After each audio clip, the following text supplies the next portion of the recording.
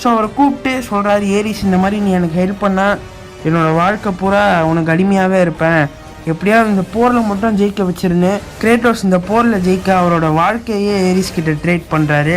So அப்போ தான் Aries இதாண்டா சான்ஸு, க்ரீக்லேயே இருக்கிற கிரேட்டஸ்ட் வாரியர் நமக்கு அடிமையாக்க போகிறோன்னு கிரேட்டோஸையும் அவரோட அடிமையாக்கிறாரு. அப்போ தான் அவர் கிரேட்டோஸ்க்கு பிளேட்ஸ் ஆஃப் கேயாஸ் அப்படின்ற 2 பவர்ஃபுல்லான பிளேட்ஸை கிரேட்டோஸோட கையிலே இணைக்கிறாரு. அது லிட்ரலி அவரோட உடம்போடையே மேர்ஜ் ஆயிருக்குன்னு சொல்லலாம். ஸோ அந்த பிளேட்ஸை வச்சு கிரேட்டோஸ் அந்த போர்லையும் ஜெயிக்கிறாரு. அன்னிலேருந்து ஏரிஸோட அடிமையாகவும் இருக்கார். ஸோ அப்போ தான் ஒரு கட்டத்தில் பார்த்தீங்கன்னா கிரேட்டோஸோட ஒய்ஃப்க்கும் பொண்ணுக்கும் இது பிடிக்காமே போகுது. கிரேட்டோஸ் ஒய்ஃப் சொல்கிறாங்க, இந்த மாதிரி இதெல்லாம் நீ விட்டுட்டு வா, நீ ஒரு அரக்கனாகவே மாறிட்டு இருக்க, அந்த ஏரிஸ் சொல்கிறத கேட்டு நீ இதை விட்டு வா, நம்ம பீஸ்ஃபுல்லாக வாழலாம் கிரேட்டோஸ்ன்னு கேட்குறாங்க.